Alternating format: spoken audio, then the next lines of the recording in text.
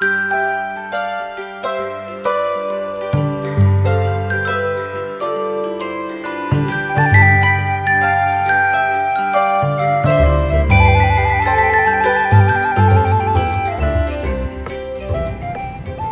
pagi Bapak Ibu, Saudara, penonton setia program Morning Call GPIB dimanapun berada.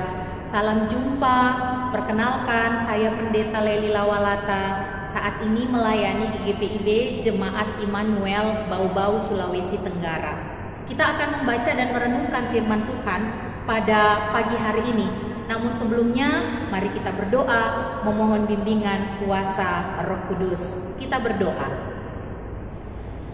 Ya Allah Bapa yang di dalam surga, sungguh kami bersyukur dan berterima kasih atas kasih dan pemeliharaan Tuhan di dalam kehidupan kami, sehingga pagi hari ini kami bangun dengan kekuatan tubuh yang Engkau berikan untuk dapat melaksanakan tugas dan tanggung jawab kami.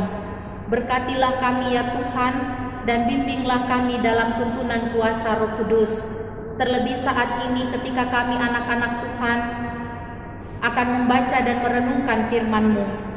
Mengawali pagi hari kami ini Tuhan, kami mau untuk kami disegarkan lewat kebenaran firman Tuhan.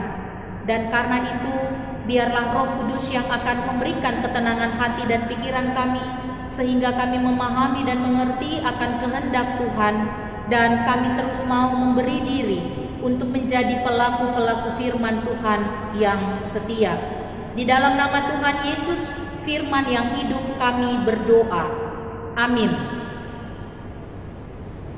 Bapak Ibu, Saudara yang dikasihi Tuhan, pada pagi hari ini perenungan firman Tuhan kita akan baca terambil dari surat 1 Tesalonika pasal yang kedua ayat 13 sampai dengan ayatnya yang ke-16. Surat 1 Tesalonika pasal 2 ayat 13 sampai dengan ayat 16, demikian firman Tuhan. Dan karena itulah kami tidak putus-putusnya mengucap syukur juga kepada Allah, sebab kamu telah menerima firman Allah yang kami beritakan itu, bukan sebagai perkataan manusia, tetapi memang sungguh-sungguh demikian sebagai firman Allah, yang bekerja juga di dalam kamu yang percaya. Sebab kamu saudara-saudara telah menjadi penurut jemaat-jemaat Allah di Yudea, jemaat-jemaat di dalam Kristus Yesus, karena kamu juga telah menderita dari teman-teman sebangsamu segala sesuatu yang mereka derita dari orang-orang Yahudi. Bahkan orang-orang Yahudi itu telah membunuh Tuhan Yesus dan para nabi dan telah menganiaya kami. Apa yang berkenan kepada Allah tidak mereka pedulikan, dan mereka dan semua manusia mereka musuhi, karena mereka mau menghalang-halangi kami memberitakan firman kepada bangsa-bangsa lain untuk keselamatan mereka. Demikianlah mereka terus-menerus menambah dosa mereka sampai genap jumlahnya, dan sekarang murka telah menimpa mereka sepenuh-penuhnya. Bapak Ibu Saudara jemaat yang dikasihi Tuhan, surat Paulus kepada jemaat di Tesalonika ini menggambarkan begitu penuh rasa syukur Paulus atas ketekunan dan juga kesetiaan jemaat di Tesalonika dalam keyakinan percaya mereka kepada Yesus Kristus. Mengapa tidak? Di dalam pembacaan pada pagi hari ini yang kita renungkan, di situ kemudian dikatakan bahwa ketika mereka menerima firman Allah yang telah diberitakan oleh Paulus itu, yang memang bukan firman manusia, tetapi adalah sungguh-sungguh firman Allah yang berkuasa, kemudian bertumbuh dan berbuah baik di dalam kehidupan jemaat di Tesalonika. Paulus mendapatkan kabar baik, dan itu menjadi sukacita tersendiri baginya, bahwa jemaat di tengah-tengah menghadapi penganiayaan, jemaat-jemaat di Tesalonika yang sedang menghadapi begitu banyak hambatan, iman mereka tidak menjadi surut. Justru di tengah-tengah penganiayaan itu, mereka kemudian menjadi satu pujian bagi Paulus adalah ketika mereka disebut sebagai penurut Allah. Karena mengapa? Mereka setia dan juga mereka taat pada kebenaran firman Allah. Tentunya Bapak Ibu jemaat yang dikasihi Tuhan, mengabarkan Injil adalah tugas dan tanggung jawab semua orang percaya, karena itu adalah perintah Tuhan. Bagaimana kemudian Yesus melalui amanat agung mengatakan bahwa pergilah dan jadikanlah semua bangsa muridku. Tugas orang percaya untuk menyatakan kabar baik, memberitakan kabar keselamatan, membuat orang-orang menjadi percaya dan yakin akan Yesus Kristus di dalam kehidupan mereka. Tetapi tentunya tidak mudah untuk kemudian kita memberitakan Injil di tengah-tengah keberadaan kita saat ini. Banyak sekali tantangan, banyak sekali hambatan-hambatan yang kita jumpai. Namun mari belajar dari jemaat di Tesalonika. Ketika mereka menghadapi penganiayaan, mereka kemudian tidak menjadi surut di dalam keyakinan iman percaya mereka. Nah, begitu pun juga kita. Di tengah-tengah tugas, tanggung jawab kita untuk mengabarkan Injil, menyatakan kabar sukacita itu, walaupun ada tantangan, walaupun ada hambatan, tidak membuat kemudian kita menjadi tidak mampu untuk menyampaikan kabar baik itu. Paulus telah menjadi contoh dan teladan yang baik dalam tugas menjadi seorang pekabar Injil.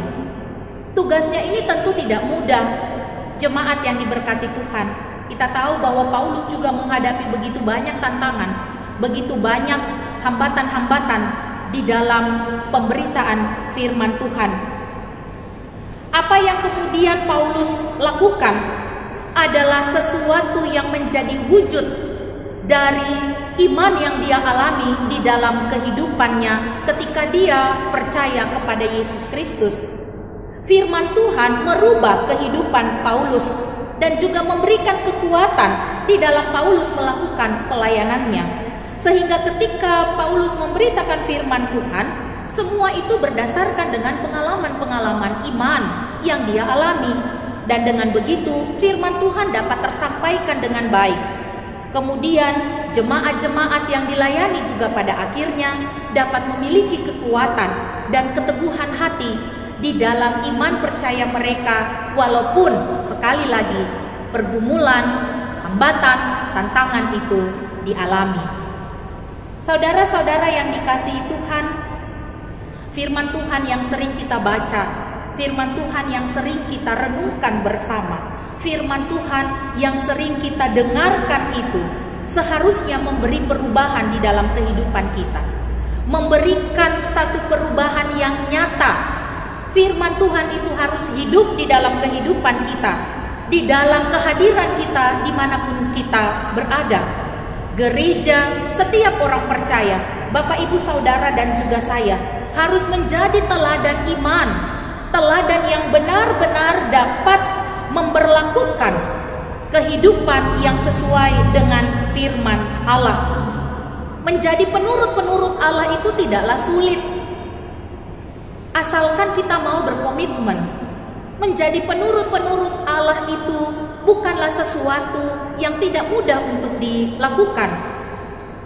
Itu semua bagaimana tergantung komitmen dan keinginan kita untuk sungguh-sungguh mau menjadi pelaku-pelaku firman Tuhan yang setia dan menyatakan firman Allah dimanapun kita berada. Seperti jemaat di Tesalonika, mereka kemudian menyatakan bahwa firman Tuhan yang mereka dengar, yang mereka renungkan tidak menjadi sebuah kesia-siaan, tetapi memiliki satu kekuatan, menjadi kekuatan di dalam kehidupan mereka.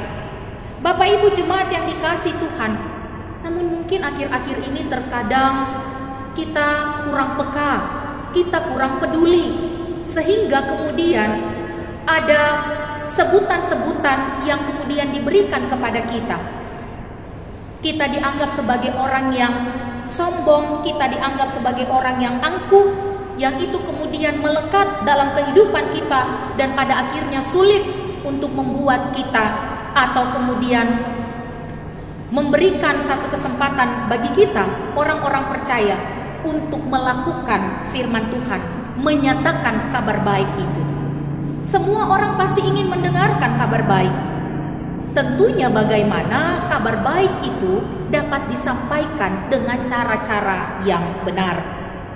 Mahatma Gandhi pernah berkata, Bapak Ibu jemaat yang dikasihi Tuhan, untuk apa saya menjadi Kristen kalau saya tidak melihat mereka lebih baik atau lebih selamat daripada orang-orang dari agama saya?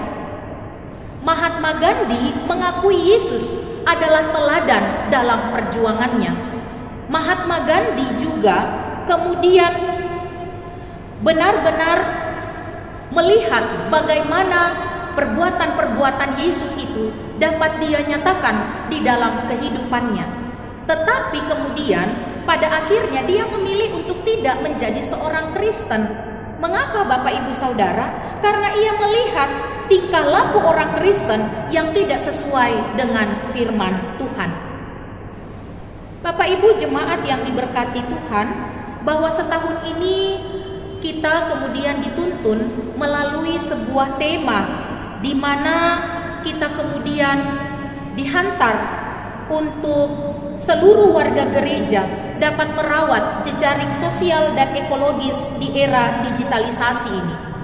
Maka karena itu mari mewujudkan apa yang sudah dinyatakan dalam tema tahunan ini. Kita dituntun untuk kita dapat mewujudkan kekuatan firman Tuhan yang selalu kita renungkan, kekuatan firman Tuhan yang kita dengarkan itu menjadi buah yang baik. Mari memulai dengan mungkin adalah hal-hal kecil yang juga dianggap hal-hal yang sepele, namun itu kemudian memiliki dampak yang begitu besar dalam keberadaan orang-orang percaya saat ini. Bagaimana kita belajar untuk membangun jejaring sosial dengan kemudian memulai satu dengan yang lain. Mari senyum, tegur, sapa itu kita terapkan di tengah-tengah keberadaan kita.